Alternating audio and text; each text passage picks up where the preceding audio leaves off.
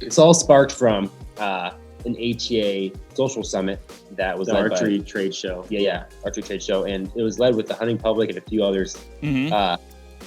And they were talking all about social media and how hunters need to do a better job of making it just better, cleaner, so more people can view it and not be turned away, stuff like that.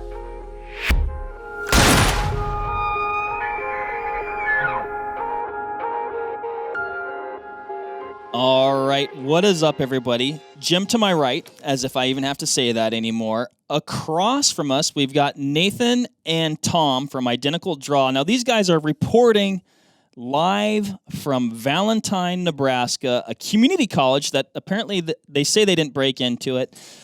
Jim, you've been to Valentine. Yes. When we were in Nebraska. What were we doing there? We were muzzleloader hunting. What do you mean, what were we doing there? Yeah, okay. Well, I've been to Nebraska like an odd amount of time, so I actually have to go through my repertoire of reasons for being in Nebraska. Okay, But gotcha. yes, correct. Okay, now I'm getting my bearings straight. Lovely town. Great place. And so Nathan and Tom, Identical Draw, they're doing some really cool stuff right now. They've got the New Hunter Project. They've got the Kansas 80 project, if you will.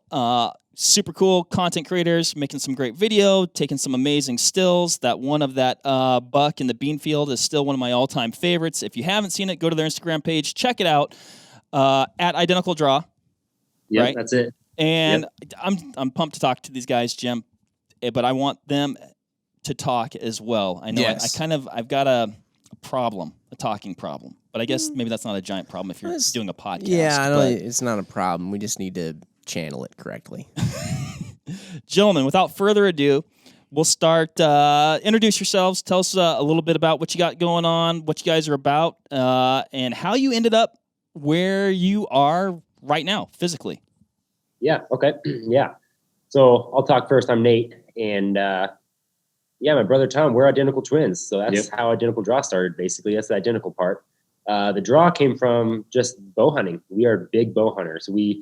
I was thinking, I don't think I've ever taken a rifle into the field on a hunt. We filmed some rifle hunts, but we are big time archery guys. We do a little bit of shotgun stuff, but big time archery guys. And this is our fourth season of filming the show. So we've got, like Mark, you mentioned, we've got the Kansas 80 Land Series, which we bought 80 acres in Northeast Kansas, February 2019. And we've basically just been making episodes about managing that property. Because a lot of hunters, if they own land, it's usually in smaller chunks. So we've got this 80 acres in Kansas that we've kind of shown the whole progression there. Mm-hmm. Right now, we're sitting in a community college. It's the longest we've been in the classroom for a while. But we're also doing this New Hunter fall. We're taking out, I think the final number is 17 now. We've had a couple COVID dropouts, but 17 new hunters this fall. So we're on our third and fourth. We just got done with a week in South Dakota antelope hunting, and now we're doing some Nebraska mule deer stuff. So very cool. Very cool. Let's start. Maybe we'll start because I want to hear about this antelope hunt. But let's start with the Kansas 80 project. So and we love the great folks over at Meat Eater. But did you like look at the back 40 project and you're like, you know what, double it? Like what's the plan there? How did this come about? So it's actually really funny. I was texting Mark Kenyon, and because we wanted him to be a guest on our first season of the Kansas 80. And I had no idea Meat Eater, the back 40 was a thing, but we had this whole Kansas 80 idea. It really wasn't a thing. It wasn't, yeah. But I texted Mark, I'd love to be a guest, but we got something in the works over here too that's similar. So we both it was weird. We both kind of had these ideas the same season. And it was like both management stuff with new properties. It was funny. We had a couple of YouTube comments on these videos like, those meat hunter guys, they copied you. No, this is just a funny thing how it worked out. But it's awesome that they're actually just kind of going on at the same time. It's pretty cool. Yeah, it means there's no shortage really of what you guys get going. And they're in different locations too, which can mean different things. So, I mean, Michigan and Kansas have definitely diverse, what would you say, habitats and environments. So, oh yeah, I mean, totally. totally their own things. You know, hunting pressure is going to be different. You know, even just the agriculture. You know, whatever. That's all going to be it's so regional.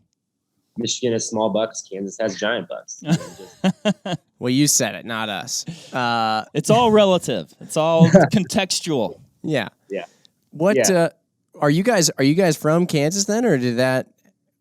We are from Lincoln, Nebraska. Okay, so it's not a far. quick town over there, but our family's been wanting to find property for a while, and so but me with my whitetail head, I'm like, I was looking over in Iowa and Kansas.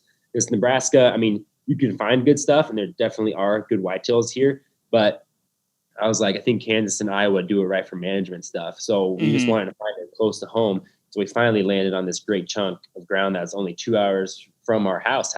So we can drive there easy and stuff like that. And locations was one of the biggest things, and 2 hours is doable for us in the early morning. Yeah, I got a text from a buddy. I was actually at ATA, and he was like, dude, I got a property you have to check out. We were there the next week, and our family and us, we put an offer down, and it was way under the asking price, and the farmer took it.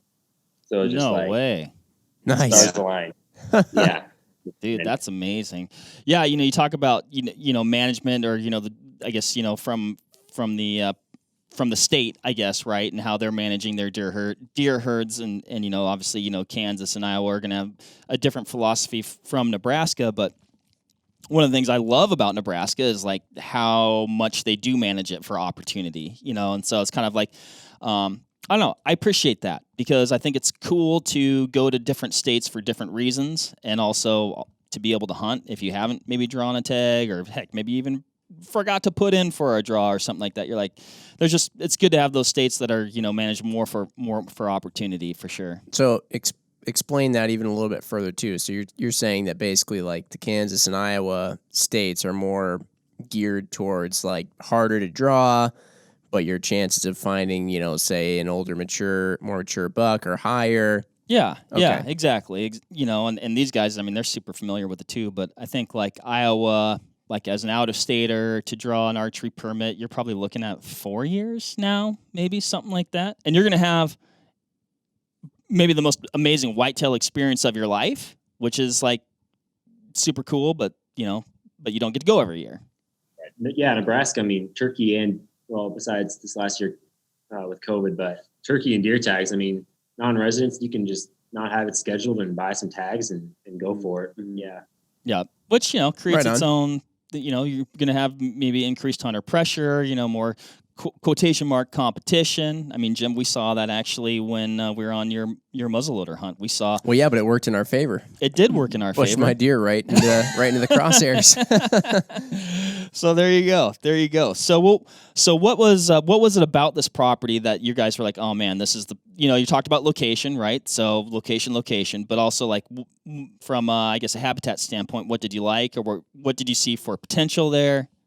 The biggest thing that we loved is if you like looked at a 30-mile like radius of our 80, we have like just a big chunk of timber for the area. So those deer just use it big time, especially during those rutting months. So we don't have a ton of deer summer, but we know like during those hot times, as October, November, we're going to get a lot of new bucks traveling through, but also some home bodies. So having that timber was a huge thing for us.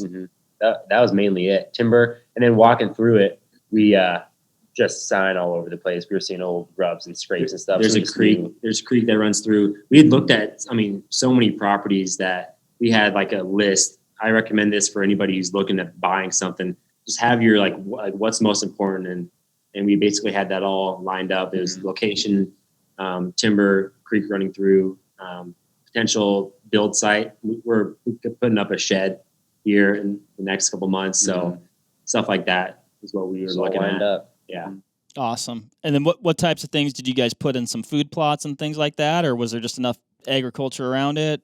Yeah, there's a lot of ag around it, but our food plots, we've gotten pretty specific with the things on it. We've done a 3-acre beet plot, but we always put in different brassicas and stuff like that. We've done a lot of clover and a few other mixes. Our farm guy down there, he does a great job of giving deer different things than just big corn and beans and stuff like that. Yeah. So, and we of course leave it standing throughout the whole year. So I feel like that it's a hot spot for for those deer. Yeah, so we've got like a main like 3 to 4 acre bean plot that we just actually no-tilled a new mixture of like just rye, clovers, brassicas, that sort of stuff to go in with the beans.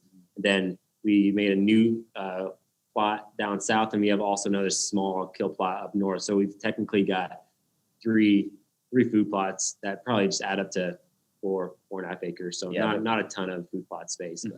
Gotcha. Well, I know I watched that one video that you guys put together. It was super cool, where you end up shooting that really, really nice buck, early in the season during that time period where the archery season overlaps the muzzleloader season, or you could say that they run concurrently. Number one, looked super amazing, super fun. Was that bittersweet though to be done so early? Like, oh, I didn't know we were going to be done so quick. Yeah, that was the most insane hunt we've ever been on. Just we've never really killed, besides like some of our out west hunts that we've never killed an early season whitetail. So having that buck, and I think it was our second sit of the year on the 80. So it was second sit ever. I mean, it was our first hunting fall. So no way. Like, we had no idea. I remember sitting in the stand being like, I feel like we're doing this wrong. I feel like they're bedded here and not here. And I mean, 10 minutes later, he walked right underneath us, basically. So nice. Yeah. Unbelievable. Old front. And yeah, I mean, I wasn't too bummed out. I knew he was a mature buck. So I was like, this is a no question full send here. So. Yeah, you can't get bummed out about that. I don't think no matter how it goes down. So no, super cool. Well, so getting into, so we talked a little about, your hunting and the Kansas 80 project. Let's talk about the new hunter project. Like, where did this idea even come from? And maybe kind of explain what it is. Yeah. So it's all sparked from an ATA social summit that was the led archery by, trade show. Yeah, archery trade show. And it was led with the hunting public and a few others. Mm-hmm. And they were talking all about social media and how hunters need to do a better job of making it just better, cleaner, so more people can view it and not be turned away, stuff like that. But also just to get new hunters out. And we just, it was, I mean, an hour and a half, just difficult conversation. I mean, a lot of us hunters, we don't really want to change our ways, but if we want to keep the trend going, to get more hunters and all that sort of thing, we realized like there have to be some changes. Yep. So that was kind of that conversation. So, yeah. So that spring, we were like, we just weren't seeing anything. Everybody at the meeting was like, what's going to happen after this? And like, we just hadn't seen anything happening. People were just doing their same things, booking their hunts for the fall. And we were like, we need to just dive into this fully. So we just had the idea of like, we're just going to take out as many people as we can. We already had our fall lined up. We were like, we could add a few here, add a few here, add a few here. And then we basically just trying to reach out to logistics. At that point, it's just like a big logistic thing. Like, how do we get the hunters? I mean, travel, tags, hunter's ed, all these things that like start rolling through your head. But we're starting to figure it out for sure. Awesome. And then you're doing, are you doing all bow hunts with these people then?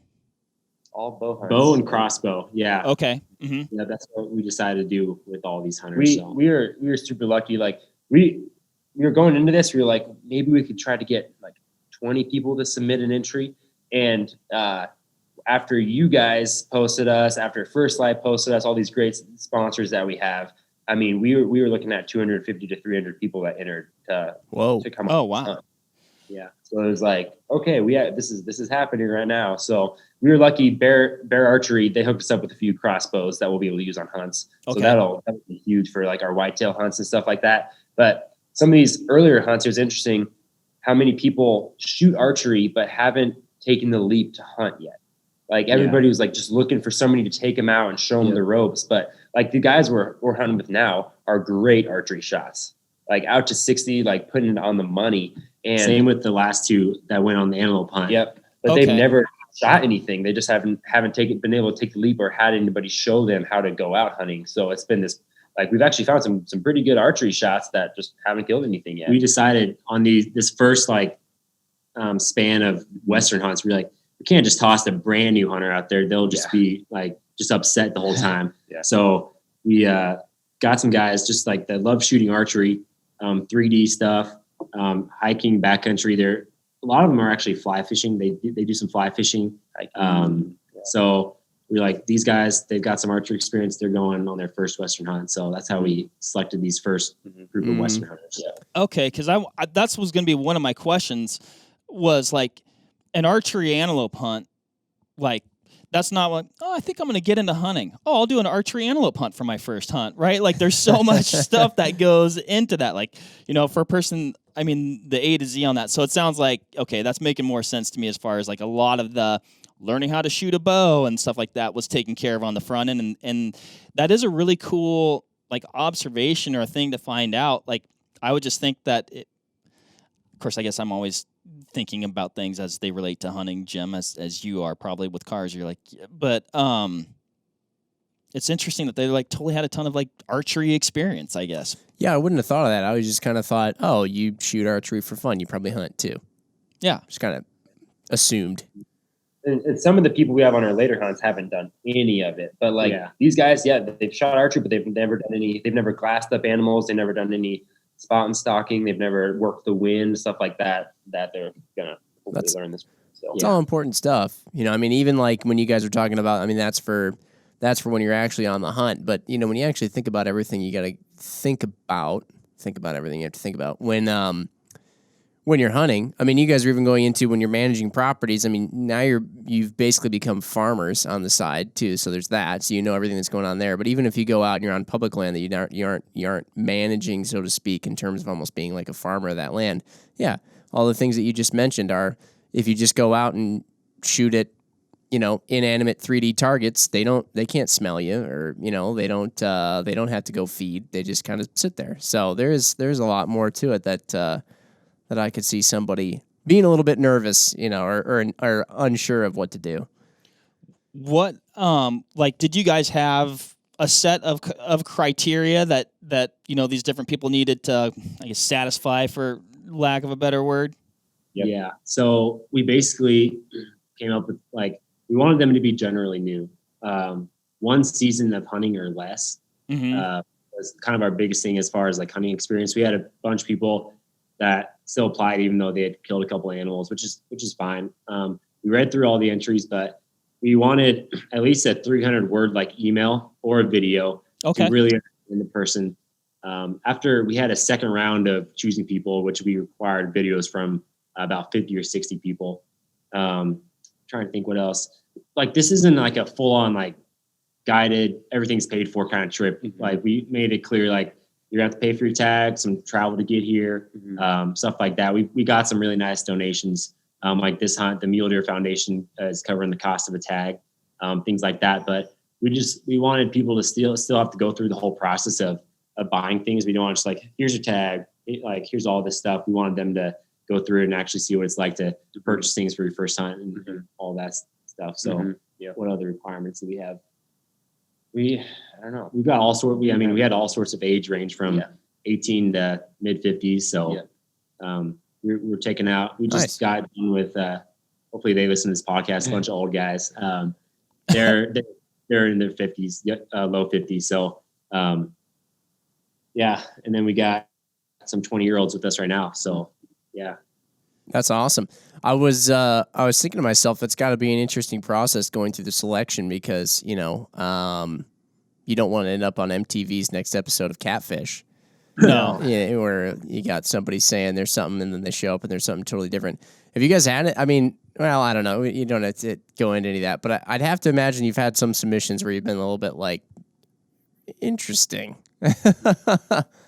All of our friends, it didn't really. I mean, it crossed our mind, but not really. They're you could be taking out a serial killer. You don't know who you're taking out. We kind of just piece that out of our mind, and that's why we when we selected them, we've had a lot of phone calls, a lot of emails, a lot of is this person? Do we want to take them on a hunt type of deal? But everybody's been awesome so far. Yeah. really happy. Well, and then you got to meet him at is it like you meet him at a bar that's very public, and then you meet him at the hardware store parking lot. It sounds like dating on Tinder or something like that. Not that I've ever done that, Mark. But no, you've never done that. I actually haven't. I never have either. That was before my time. No, after. I was before that time. Anyway, I haven't done it.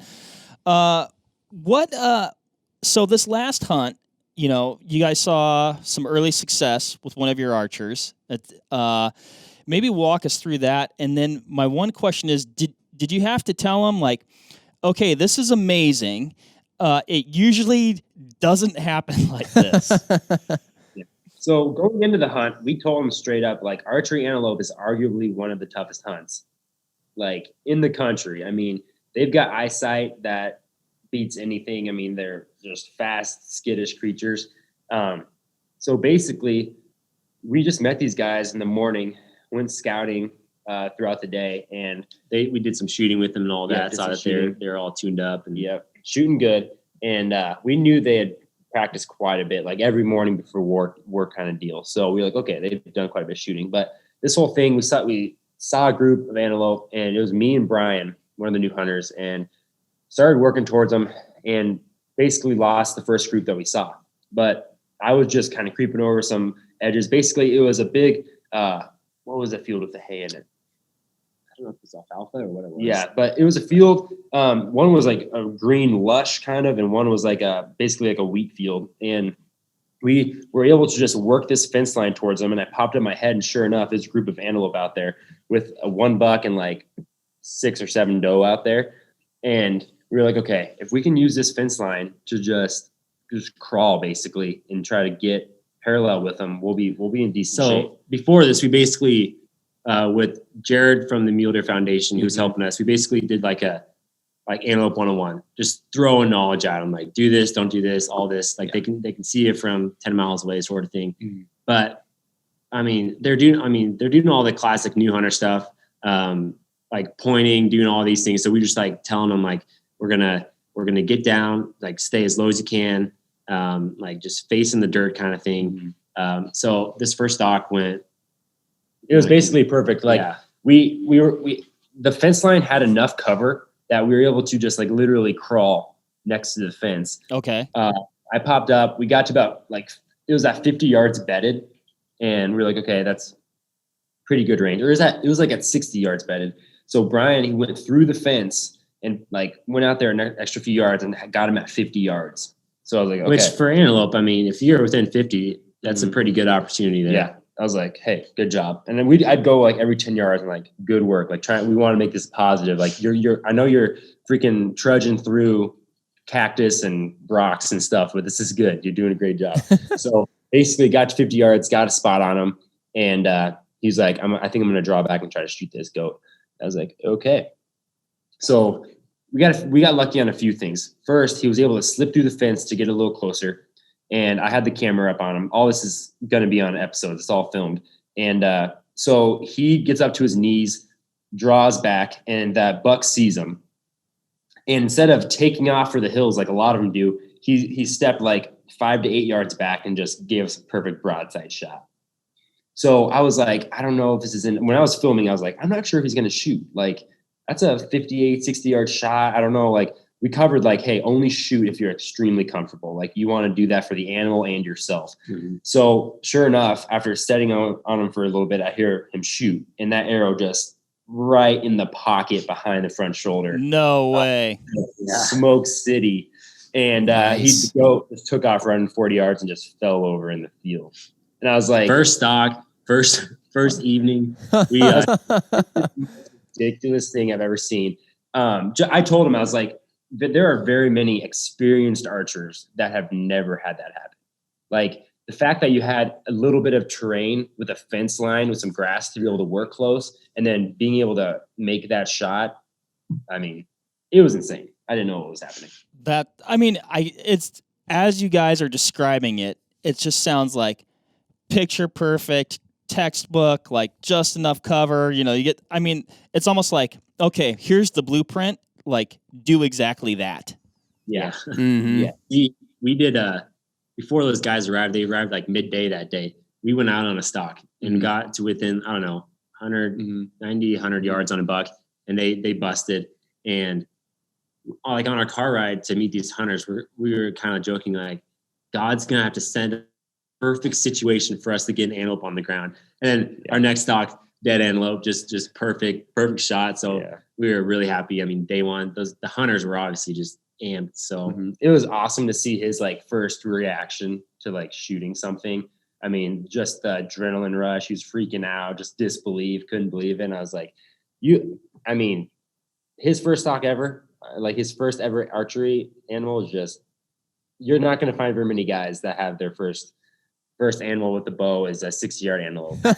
No. I mean, well, and then you guys are filming it too, which, I mean, obviously open country, they have great eyesight. Filming is just hard as it is. So that's super cool that you guys are able to capture that. What, you're talking about his reaction to it. I mean, obviously these guys were pretty, they're prepared, from a shooting perspective, and mentally they'd been thinking about this for a while, and maybe a long time before they even met you guys, right? But what was it like watching that reaction, and were there any like interesting or surprising takeaways from I guess watching this happen through their eyes? I mean, it was just like, it was so fresh. Like, I think the disbelief was the biggest thing. Like, he was freaking out, and then he was just standing there like, what just went down? Like, I just sent an arrow at this animal, and just like watching him watch up, like put his hands on this thing was like this animal's dead, like in front of you. I mean, this is meat. Like, it's just watching all that was, I don't know. Just putting your hands on an animal for the first time and letting that arrow go is just a insane feeling. And I think, I mean, throughout the rest of the day and the week, he was just processing. That's what I do too. When even though I've killed a couple of animals, you're just constantly processing, like, how did that all work out? You're constantly thinking about it. The other new hunter, Tom. So these two new hunters knew each other from Chicago for a long time. So they were buddies, and I could sense it in him. Like, he's like, oh man, how am I gonna match that? Like, day one, I could sense that. So that night I was like, Tom, you got this. Like, we're going to just keep going out there. Maybe you're not as good as Brian, but we're going to be our best. After that, it was basically, we struggled after that. So it was funny. Like, I think it took Brian the rest of the week to be like, holy crap, what did I just accomplish? Sure. Yeah. Like, I mean, yeah. Somebody that's never done before, they don't really know what just happened. But I think after like working it, he's like, even when people tell you like, hey, this isn't normal, it's just hard for it to not seem normal when it's the only thing that you've ever done. And I'm even trying to go through my head and think about what would be, because obviously the natural reaction, like you guys even said a couple times, it's like, do they know that doesn't normally happen? And it's like, you think that to yourself, and you try and think of like, well, what is the perfect first hunting situation? Because like, do you say the perfect first hunt is where you go out and you get something, because then you can experience the full situation? But then you also hear of people that are diehard hunters who went out hunting, and they're like, yeah, me and my dad used to go out and we'd sit in the same spot every year and we never saw a thing, and I loved it. And so I don't know what really actually would be considered, the universal perfect first time going. It's probably just literally being out there. I mean, who knows? Got us hooked when we were young is the one trip a year, the annual hunt.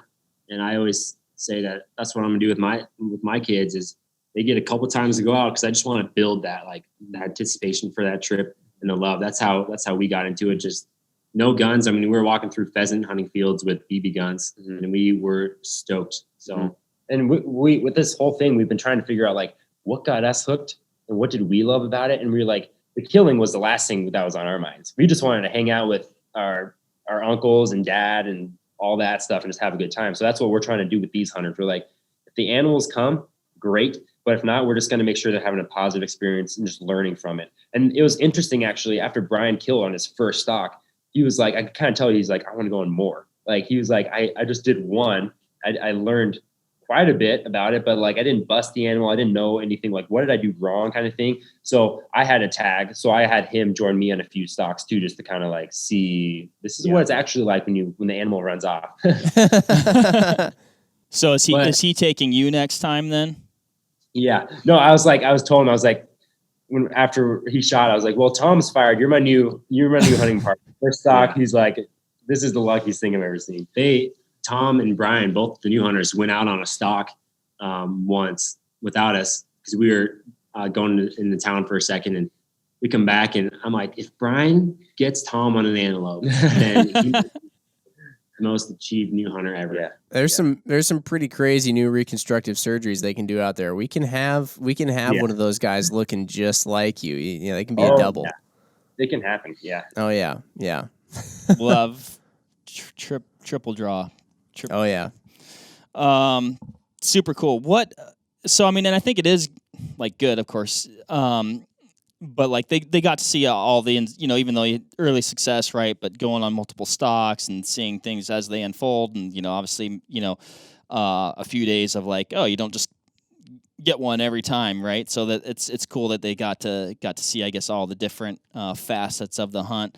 What was it? I guess what things did you see them maybe, or questions they had during the process that maybe things that you guys take for granted? You're like, oh yeah, we probably should have told you that, or you just don't think another person might not know. But like, were there any things like that, or tips for new hunters out there that you guys maybe explained or taught those guys?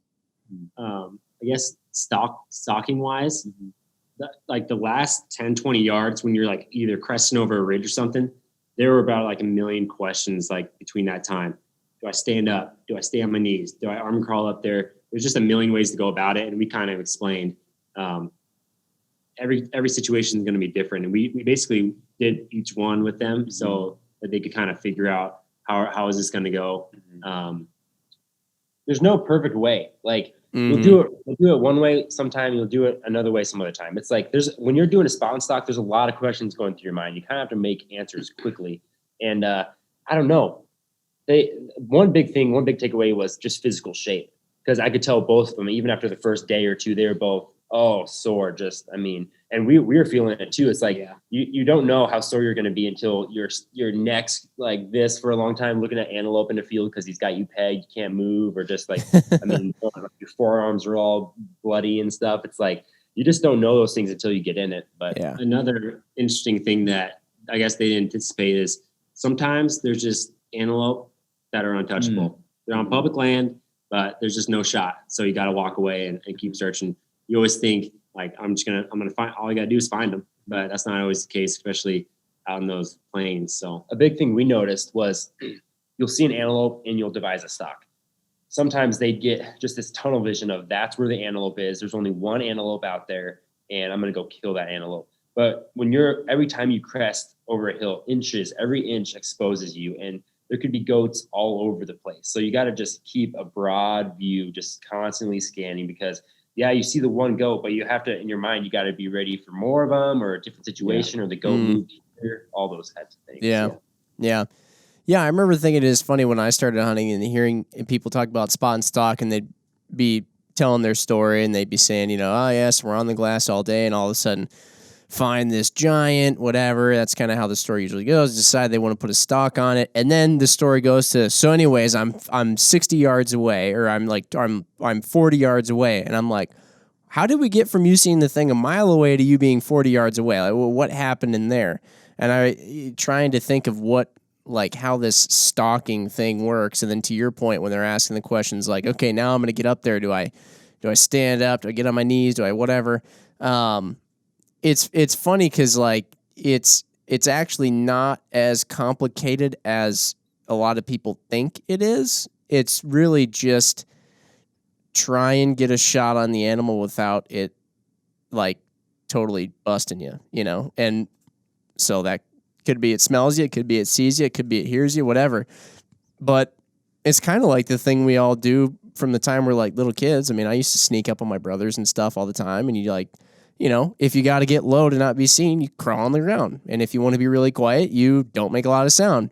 None of my brothers could smell like any of the wild game that we hunt, except for maybe turkeys. They probably have about the same abilities as turkeys. Right. But yeah, that's just kind of how it works. You just sneak up on them. That probably is actually a pretty good tip. It's like, okay, there is no right way necessarily, but like, so in any given scenario, what things do you have to do, or, how can you use terrain, or how, just to essentially avoid being detected by any one of those senses, the height, stay low, I guess. But hearing, eyesight, smell. I think like I remember always feeling like, okay, if I do something that I feel would be a good move to sneak up on this animal, like, am I going to look stupid, or is this like wrong somehow? And I guess, it's like, well, should I take my shoes off, or should I be crawling here, or should I be whatever? And the answer is just, is that what you need to do to get closer? And if yes, then do it. Like, I would never see anybody doing anything stalking. Like, if they had to walk on their hands for all I care to somehow stalk up on an animal, like, I'm not going to say, oh, you look super stupid out there. It's just, if it's what you had to do, it's what you had to do. Yeah. Very cool. So you guys you're in Nebraska. So what's on the docket right now then? So Nate actually arrowed an antelope the last day. Oh, wait. All right. Yes. Back up. Let's hear about that.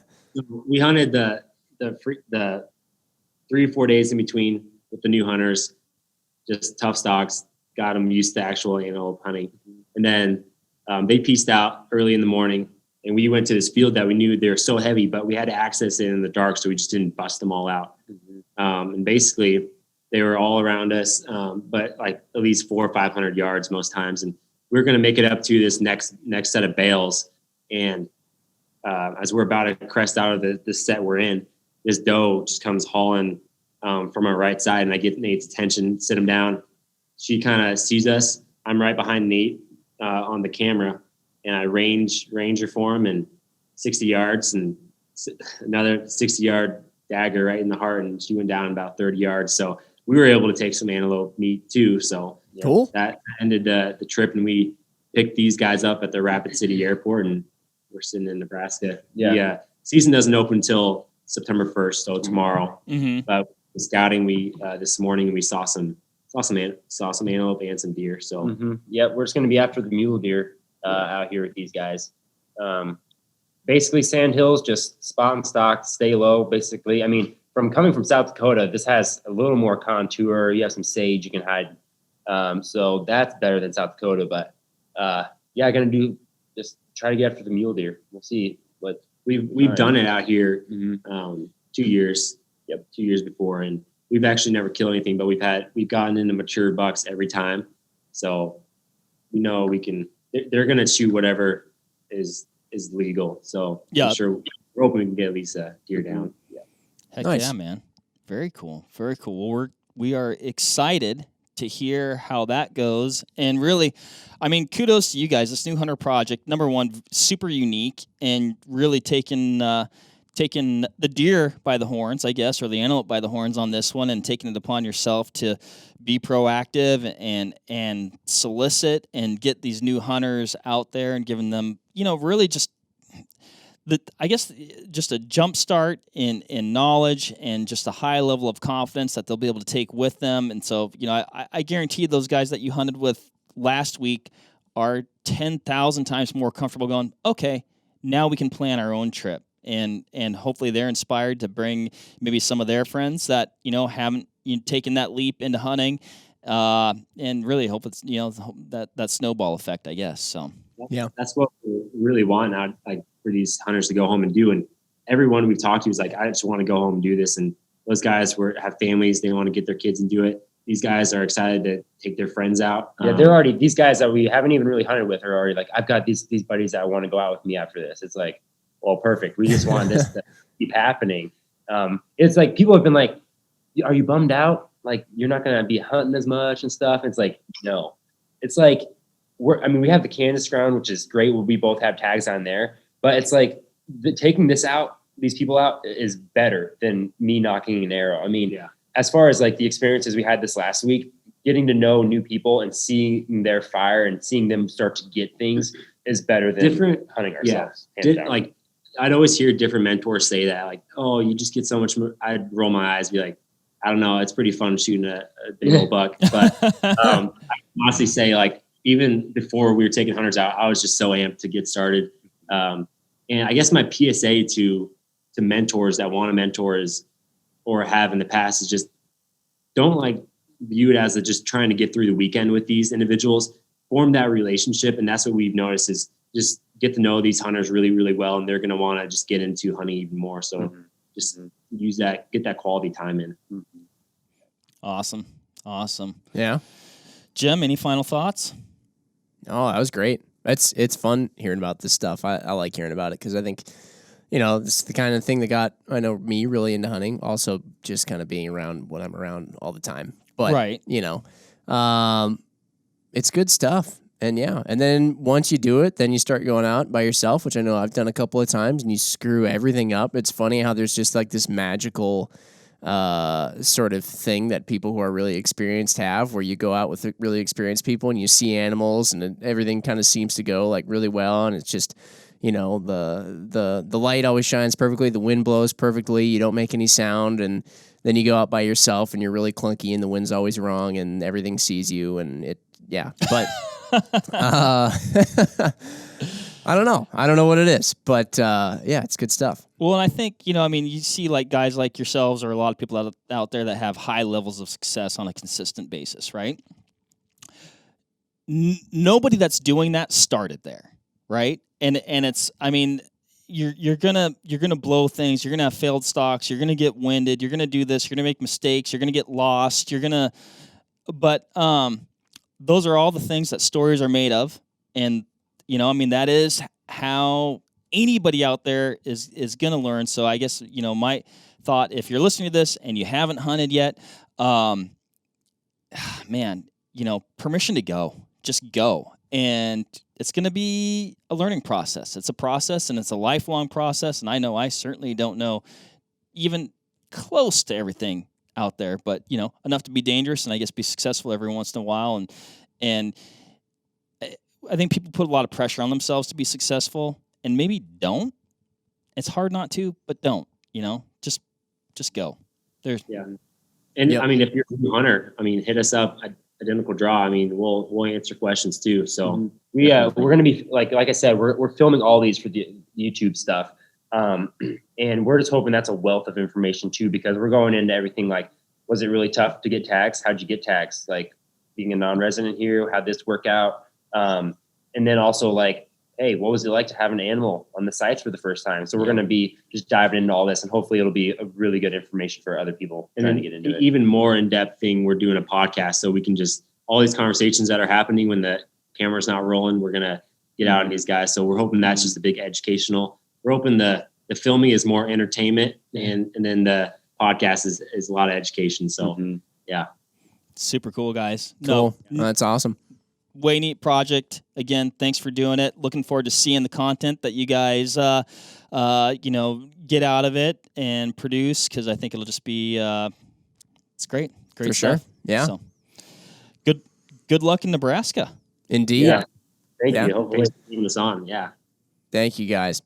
Well, and also thanks everybody as usual for listening out there. If you have any other questions or whatever, you want to hit these guys up, go check them out. Like they said, just at Identical Draw. So pretty easy to find.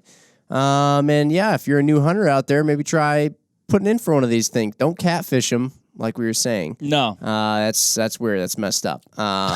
But anyway, maybe put in. You might end up going on a hunt with these guys. Who knows? But otherwise, we will catch everybody next time. Thanks as usual. Bye, everybody. All right, that'll wrap it up for this episode of the Vortex Nation podcast. Thanks, everybody, for listening. Hit that subscribe button so you can always stay up to date on the latest happenings over here at the Vortex Nation podcast. You can also follow us on Instagram at Vortex Nation Podcast. Again, everybody, thanks, and happy hunting and shooting. We appreciate it. Have a good one.